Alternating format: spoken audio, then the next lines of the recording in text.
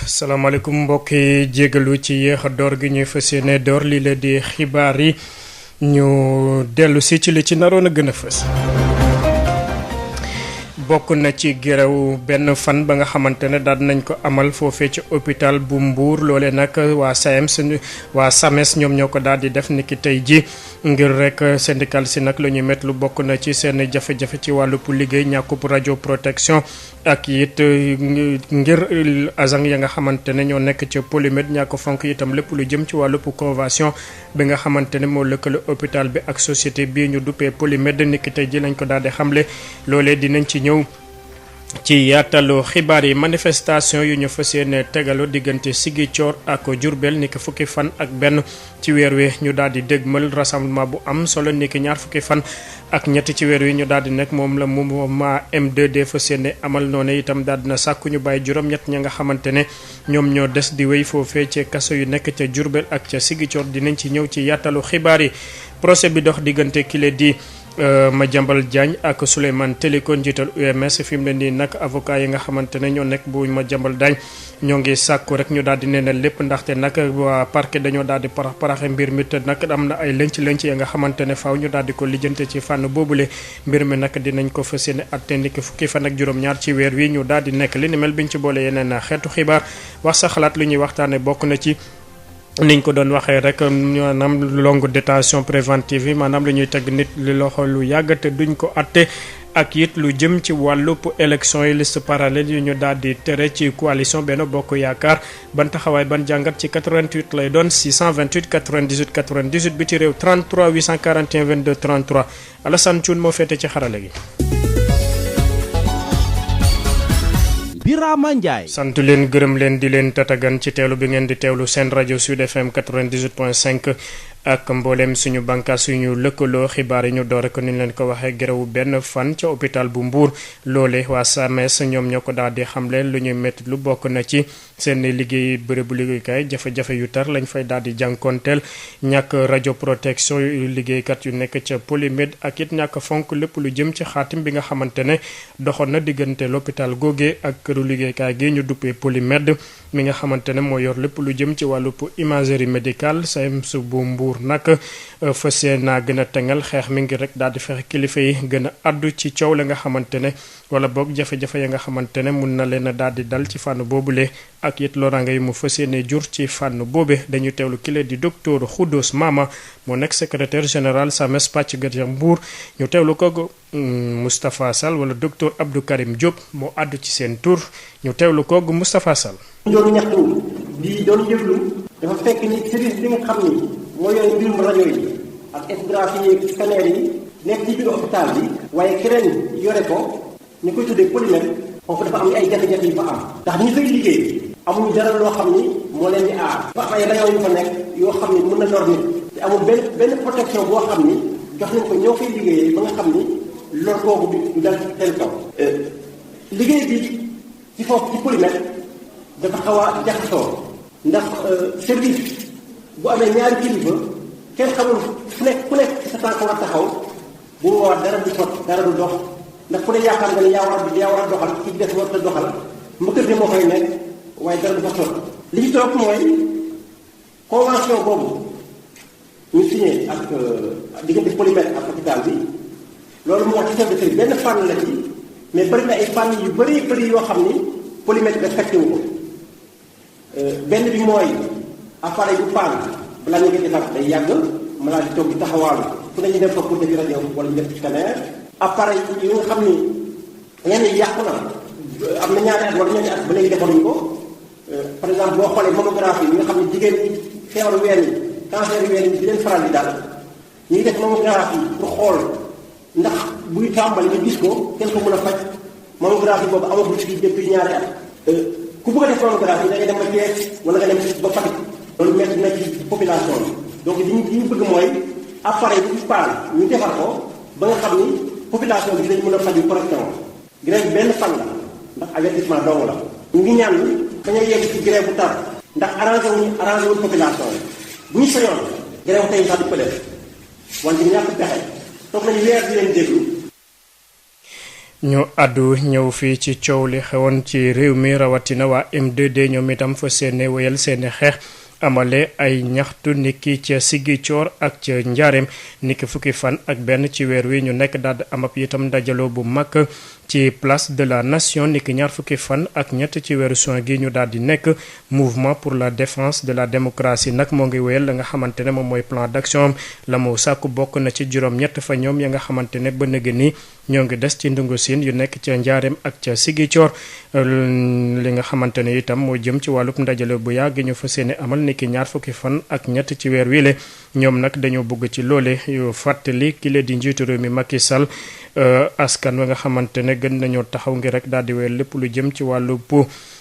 démocratie ak état de droit dañuy teewlu ki lee di Alioune Sané bu mouvement Y'en a marre bokk ci M2D ci jokkoom ak Adama Ndione. malgré répression bi nga xamante ni amoon na nguuru Macky Sall mu jëmale ko ci peuple bi ba mu am ñu ci ñàkk seen bakkan mu am ñu ci jëlee ay laago mu amoon manifestation bi nga xamante ni ñu ngi ko prévoiroon le 13 mars 2021 xalif général des Mourides sëñ Mountakha Mbacké mu yónnee ñu woon benn délégation pour ñaan ñu en tant que mouvement du M2D pour que manifestation wu le 13 boobu ñu dàqal ko pour donner la chance à la médiation bi nga xamante ni jëloon na initiative def ko entre le peuple sénégalais et le président qui était prêt à en découdre quitte à ce que mu am ay sénégalais yu ñàkk seen bakkan ci combat pour la préservation de la démocratie boobu ñu nanguloon ko nag xalif bi ndax suñu kilifa la ñun ñëpp en même temps amoon na ay points de revendication yi nga xamante ni jëbbaloon nañ ko pour que Macky Sall mën a jël engagement pour respecter leen pour wone aussi moom de sa part volonté d'aller dans le sens de l'apaisement parmi points yooyu nag bi ci njëkkoon mooy libération wu tous les prisonniers ñëpp ñi nga xamante ni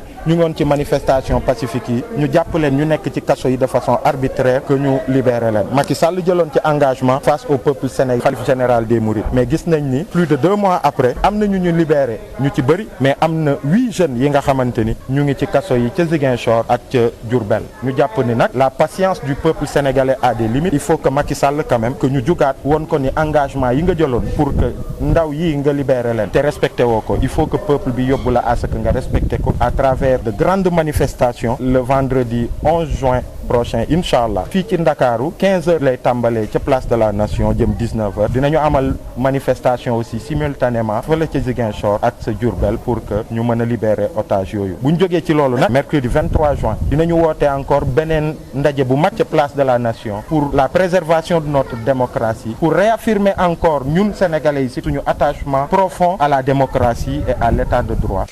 ñu àddu état de droit boobee àddu ci mbirub yoon bokk na ci procès gi ñuy toppee ne dafa yàq wala boog di tinal ki la di Souleymane Teliko directeur général groupe Avenir Communication di Madiambal Diagne yëf ya nag daal nañ ko dàq ba fukki fan ak juróom-ñaar ci weer wi ñu daal di nekk wookaayuñ Madiambal Diagne nag lu ñëw sàkku bokk na ci procédure bi ñu daal di ko neenal fexe itam lépp la nga xamante ne dañ koy toppee ki la di Madiambal Diagne ñu daal di ko wan po ginnaaw ñu teewlu ki la di maître Baboucar Cissé kenn la ci avocat Madiambal Diagne ak Aïssatou Gueye Ba. commission d'instruction dafa doon def ay cat dem na 3 fois 4 fois cat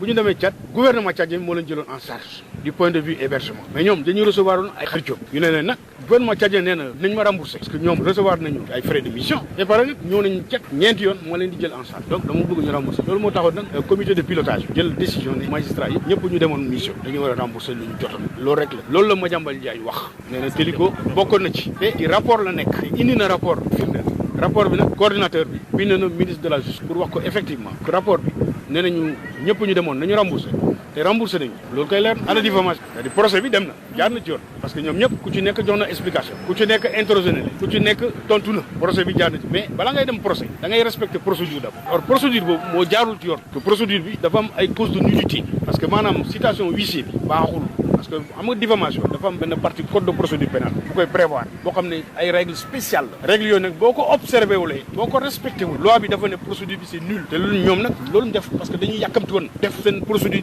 ci lu gaaw alors que mënoon nañ jël seen temps que prescription diffamation délai 6 mois nga am alors que ñoom li ñuy tuumal Madiambal mooy 29 mars benn déclaration la def ci benn émission grand jury RFM animé par Babacar 29 mars ils ont un délai de 6 mois à partir du 29 mars donc pour def seen procédure mais ñoom dañuy yàkkamti def précipitation def seen procédure loolu moo tax ñun ñu ne procédure bi baaxul dañ ko war a annuler jarul sax ñuy dem au fond mais comme loi bi aussi may na tribunal boo soulever exception tiré de la nullité de la procédure mu joindre ko au fond moo tax tribunal bi joindre ko au fond léegi nag lépp la ñuy examiner ñun lu ñu sàkk mooy ñu annuler procédure premièrement léegi nag bu ñu narulee annuler procédure ñu bàyyi Madiambal ba mu set wecc parce que Madiambal deful benn délit de diffamation.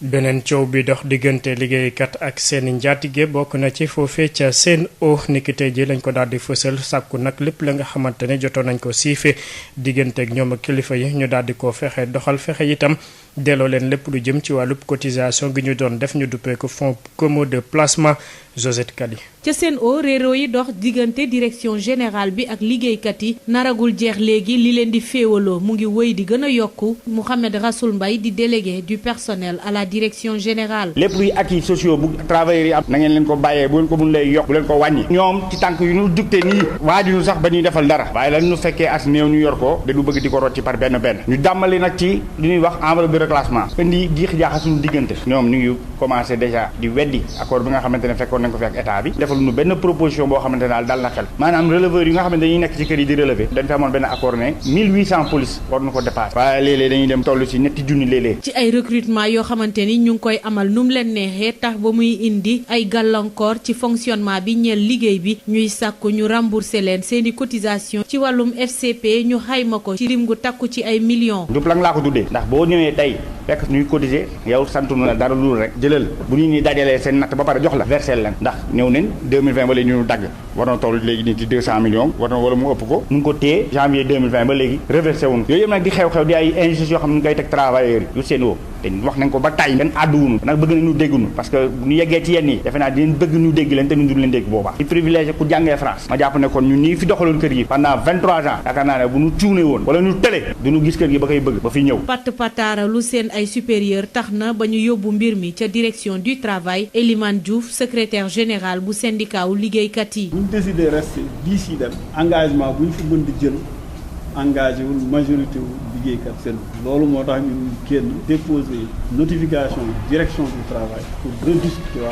ba am un accord boo xam ne ñëpp lay ànd. pas-pas googee ñu àndal tax na ba liggéeykat yi di xamle ni duñu bàyyi benn yoon mbir yi dinañu woote ab assemblée générale ci talaata gi di ñëw ngir xool yan plan la ñu mën a tëddal jëm ci xeex bi. Sud FM. ginnaaw fukki simili ak juróom tegoo ci juróom-ñeenti waxtu ñu àddu ci dogal gi ñu jël ngir rek daal di dakkal lépp lu jëm ci wàllu soble gi ci biir marché bi loole waa IPOS ak ARM ñoom ñoo ko daal di jël ña nga xamante ne ñoo cay yëngu nag rawatina ñuy mbéyum dër bi ñoo ngi cay def ëpp waxtaan foofee ca département bu Tivaouane Babacar Sow. mbirub soble bi ci marché bi ci département bu Tivaouane ginnaaw bu nga xamee ni waa IPOS ñi yëngatu ci wàllum mbayum soble bi daje nañu ak ARM bi yore wàllum jubbanti beeg lijjanti bi ci biir marché bi ba tax sax ñu daal di rotal xibaar boo xam ni daañu dakkal soble bi ñuy wëy di génne ci tool yi fileeg li nga xamee ni mi ngi ci marché bi jeex suñu sukkandikoo ci producteurs yi li ñuy yàbbi nee nañu jamono ji soble si mi ngi ni gadd gaddaaral ci biir tool yi rawatina ñi nga xamee ni ñoo yëngatu ci wàllum agro business suñu sukkandikoo ci li ñuy yàbbi nee nañu daal nekk na loo xam ne lii jamono ji daf daan am ngir ñu mën a jaay soble bi nga xamee ni mi ngi ci marché bi lenn dong xaw leen cee jaaxal donte sax gis na ni njaay mi yéex na ren moo di teelu ñu leen ko wax ngir ñu mën a jël seenu matuwaay di producteurs yoo xam ni ñi ngi ci wàllum agro business nee nañu daal ci dëkk yi ñuy dippee Wëtta Mutas Fulum ak Baliga foofee nga xam ni dañu nemmeeku ni mbayum soble bi foofu la gën a bare am nañu yaakaar ni ak feetu tabaski bi nga xamee ni moom la ñu dëgmal si daañu jaay seen soble boobee nga xam ni yokk nañ ci ni mi ngi bëri ci biir tool yi ba léegi di fàttalik nguurug Sénégal jëruñ jore wàllum mbay mi rawatina jëruñ jore wàllum njaay meeg njënd mi nañ ci gën a waxtaan ak ñi nga xamee ni ñoo nekk ci tool yi ngir beneen yoon mu bañ a am mbetteel comme ni ñu ko dundee ren lenn dong jaaxal leen ci di ñuul ci soow mi li nga xamee ni mooy soble si nekk seen loxo ni gàññ ci biir tool yi Tivaouane Babacar Sow doon ci jokko kenn pour Sud FM. ci noone la ñuy dem ba ca njaareem itam daal di nañ fa am ab ndaje xool ananes la ñuy def ba daal di fexe doxal référentiel yu titre de qualification professionnelle ngir rek daal di tàggat wala boog coppite yi ñu fas yéene andi ci luy bàyyeekoo ci mbéy mi foofee ca njaareem loole ñoo ngi ko amal ci ay bés bi la ñu daal di nekk loolu nag day tax rek ñu daal di tëral ay plan ak ay nas ay pexe ngir rek daal di fexe doxal qualification professionnelle boobu ci wàllub ñaari métier boobu bokkoon na ci lu jëm ci wàllub jus yi ak fruits et légumes technique yi ñuy def ngir rek mën koo jaay Adama Ndiaye. xëyum ndaw ñi fexe it ba ñi nga xamante ne dañuy jël gaal wàññeekuwaat doon na lu yitteel nguur gi ci noonu la projet bu nga xamante ne jëm na ci fexe ñu wut métier yu jëm ci wàllu defar ay jus ak fruits de légumes ak it di jaay li jëm ci li ñuy béy loolu tax na ñu amab lël bu nga xamante ne ñii di waa secteur privé ak ñi nga xamante ne ñoo yëngatu fii ci njaareem amal nañ ko. Moustapha Ka mooy conseiller spécial bu président de la chambre de commerce d'industrie et d'agriculture bu Dakar. ñu retenir ñaari métiers yi nga xam ne ci ñoom la ñu war a former xale yi ak jigéen ñi bi projet bi tax a jóg ouvrier de fabrication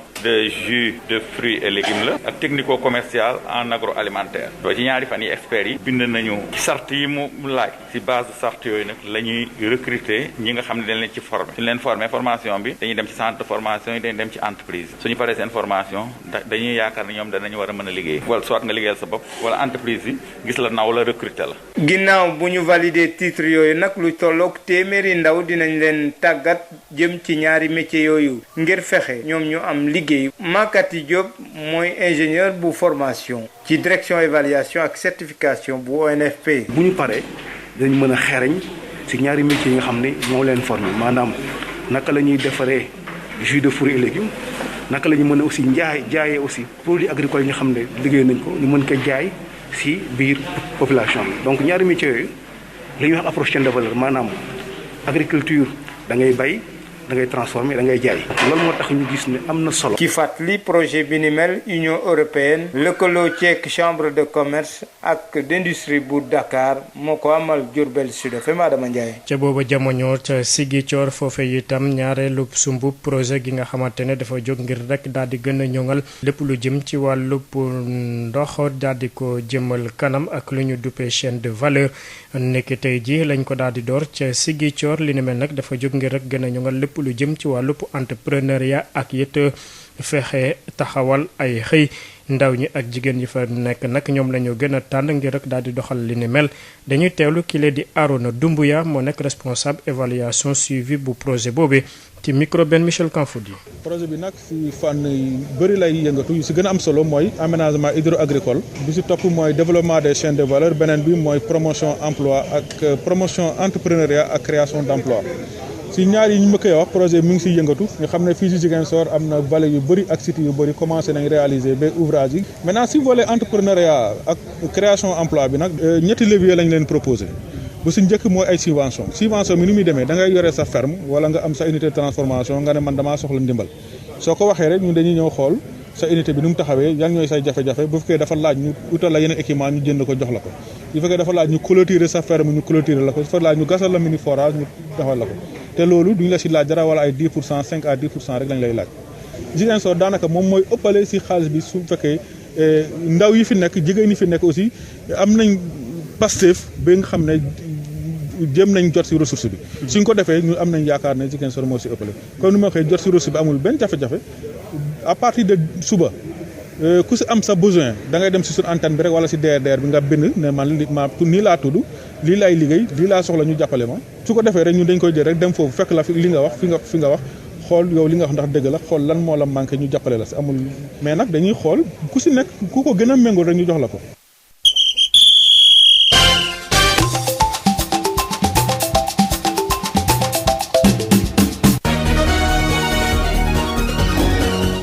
tàggat yaram dem ba ca Saloum match retard championnat national football ligue professionnelle niki tey ji lañ ko amal foofee ca stade Lamine Gueye bu nekk ca Kaolack Mbour Petite Côte nag moo daal di dóor Jaraaf benn bal ci dara bi boobee nag ñoo ngi ko dugal ci penalty Mamadou Camara. match retard ci championnat national ligue professionnelle bu football Mbour Petite Côte moo daan Jaraaf ci benn bal ci dara ci stade Lamine Gueye bu Kaolack bitu Mbour Petite Côte bi ku ko dugal mooy Abdoulaye Sy ci penalty bi ñu footballé ñeent fukki simili ak juróom-ñaar muy faute boo xam ne bi arbitre bi yaakaar na ne défenseur u Jaraaf bi di Amadou Touré moom moo ko def ci attaquant Mbour bi di Abdoulaye Gueye Abdoulaye Sy bi daal di tiré penalty bi daal di ko dugal pour Abdoulaye Diakhaté bokk ci entraîneur Mbour Petite Côte ñoom ñu ngi doon xaar match bu méttee di. waaw match bi bon dañuy ñëwoon xam ne day métti franchement day métti lool ñun dañuy gëm suñu bopp lu ñu doon liggéey à chaque fois dañ jaay jouer lu baax di perte bi ay biiw dernière minute dañ jaay jël mais heureusement tey ba ñu ñëwee appliqué nañu système bi yëpp commencé nañu jouer du début à la fin booy respecté nañu conseil ñu dugal benn bi gérer match bi jeex xamoon nañ na match bi day métti parce que africain lañu doon jouer aussi tey booy xool dañu ñëwoon indi 4 dañu mise woon offensivement 3 5 2 mais ba ñu demee premier mi-temps ak contre le vent Jaraaf sonal ñu deuxième mi-temps ba ñu ñëwee ñu changé système def 4-4-2 classique ba ñu ñëwee heureusement yàlla may ñu benn but ñuy remercier booy rek et puis li fils de Jaraaf aussi tamit vraiment équipe bu mag la mais xaaroon nañu match bi day métti moom xalaat donte sax Jaraaf def na ay juróomi remplaçant waaye nag mujj la égaliser ci loolu nag la arbitre Krabu Kaffrine bi di Khadim Badiane daal di siffler ne match bi jeex na tàkk Kaolack Mamadou Camara Sud FM. Mamadou Camara ki la di entraîneur Cheikh Gueye bu Jaraaf moom nag lu mu joxoñ baaraamu tuuma bokk na ci arbitrage bi jàpp na ne nag dafa mel ni ay fan nga ni arbitre yi dañ leen daal di singali Cheikh Gueye ñu teewlu ko Mamadou Camara. match yi ni ma ko mën a dënkee rek mooy comme match yi nga xamante ni doon ko football di dominer équipe adverse di ñàkk kon tey bu ñu ñàkkee dañuy jël lépp rek teg ko si ni ñun daan def nan def ñàkk maanaam am ay occasion dominer équipe gagné ko 46e minute gis nañ penalty bi nga xamante ni moom la siffleel équipe bi di Mbour Petite Côte aw ma habitude man di wax si arbitre parce que quand je gagne ou bien quand je perds damay analyser match bi rek sur les aspects technico-tactiques mais penalty bi mu sifflé tey ji ñëpp gis nañ ni waa ji moo orienté bal bi dal suñu kaw défenseur bal bi génn 6 mètres amul benn possibilité que le gars il va contrôler le ballon parce que bal bi génn ba pare mu sifflé penalty les 3 derniers matchs du Jaraaf y a des décisions yu ma mënul comprendre am nan jafe-jafe ak benn arbitre malien l'arbitre le patron des arbitres sénégalais a une fine sortie boo xamante ni fekkewu ko def sortie boo xamante ni seede na la wala wax na loo xamante ni fekkewu ko si équipe bu Jaraaf ba tax ni nan sanctionné footballu maanaam suñu stade loolu doy na mais c'est comme si tey jii arbitre yi ils dañuy continuer ñoom solidariser wu comme ñoom seen patron Mala li mu wax ñu mel ne ñoom dañ ko si jéem a topp à chaque fois bu ñuy football ñu jël ay décisions yoo xamante ni à l'encontre du Jaraaf du dëgg du yoon am na problème bu am ak Jaraaf ak benn arbitre malien sanction yi am na je pense que nag par respect à cette équipe au Jaraaf par respect ak président Cheikh Seck les moyens qu'il déploie arbitre yi war nañ xoolaat seen bopp bu baax a baax si décisions yi ni jël. Justement à propos de ces sanctions. Non à propos j'ai pas de commentaire à faire le secrétaire administratif am na décision am na sortie bu mu def c'est suffisant. ñu àddu ci beneen mbir bokk na ci sanction ya nga xamante ne nag ñoo ngi ko jëmaleel ci CAF jëmale ko ci Jaraaf boobee président fédération sénégalaise bu football daal na ci yëkk ay kàddu moom maître Augustin Senghor nee na nag li leen di droit de réserve moom moo ko daal di jàpp wante nag lépp lu jëm ci wàllub sanction fédération jëmale ko ci Jaraaf nee na loole ñoo ngi daal di étudier la nga xamante ne moo jëm ci wàllub plainte bu jëm ci fànn boobu le maître Augustin Senghor moo ngi woon ca Ziguinchor ngir rek daal di yóbbu njaalam njabootu Seydou Sané ñu teewlu ko ci jokkoom ak Ignace Ndeye. maanaam affaire Jaraaf bi du ma ci yéey yàbbi parce que xam nga comme tey man maay président fédération nekk tamit aussi premier vice président CAF damay tëdd njaaxaanaay te tamit suñu charte yi mayul dafa am lu ñuy wax droit de réserve mais ñuy yéey di yàbbi si loo xam ne ay dossiers yoo xam ne mu ngi en instance li may wax rek mooy ne Sénégal tey def na ay jéego yu bare ci wàllu football ci bànqaas yëpp donc lii nag dal ñu xëy na lu baax buy ñëw day ànd ak nattu nañ ko jëlee noonu waaye tamit ñu bañ a gëmm rek ne lii lu ndaw la xëy na tey ñu ngi xool di joxoñ baaraam Jaraaf wala ay dirigeant Jaraaf mais mën naa jàpp ne ñoom seen bopp tamit ay victimes lañu parce que yéenewuñu woon seen bopp lii yéenewuñu woon football sénégalais lii yéenewuñu woon football africain lii parce que arbitre yi di arbitre dam si ñun la ñu bokk donc war nañu sàmm arbitre yi war nañu fexeet suñu football ñu génnee ci lépp loo xam ne violence la parce que violence bi ñi koy def lu ci bari du ñoom la ñuy sanctionné bu fekkee da nga def loo xam ne naka sudul noonu te kenn ràññeewu la xëj na daan bi yëpp ci kaw équipe bi lay dal ci kaw joueurs yi ak ci kaw dirigeant yi te loolu la ñu gis fii tey parce que defe naa su ma xool bu baax Jaraaf moo doon organisé moo tax mënul woon mucc ces sanctions donc moo tax sanction daal si ko mbir mi xëj na attee nañu atte bu njëkk mais Jaraaf ak membre bi mën nañ def appel football bi waaw loolu dama koy wax bu sol parce que dafa am ñu ma laaj ne ma ndax fédération aussi du sanctionné Jaraaf ma ne loolu mënul nekk parce que li ñuy wax principe yi double sanction pour la même faute amul fenn c'est-à-dire nit ki boo defee njuumte waruñ la mun sanctionner ñaari yoon donc bu fekkee ne CAF sanctionné na leen daf leen sanctionné pour lépp donc amul daanu ci yokk waaye li ñu war a def comme ni ñu koy waxee nii maa ngi ciy waxtaan ak dirigeant Jaraaf bi mooy ñu xool ndax waruñu déposer plainte parce que gis nañu vidéo yi ñi nga xam ne seen yoon nekkul woon ci match bi ñu gis leen ci main courante bi ñu def si sa naka sudul noonu ñu mën leen jéem a topp comme ça ñooñu tamit ñu gën leen si football bi pare teg leen daan yoo xam ne ëllëg kuy ñëwati di yàq suñu suñu football ñu nga xam ne li lay ci daal dina metti torop donc loolu mooy sàmm suñu équipe yi comme Jaraaf mooy sàmm yeneen équipe yi mooy sàmm football sénégalais.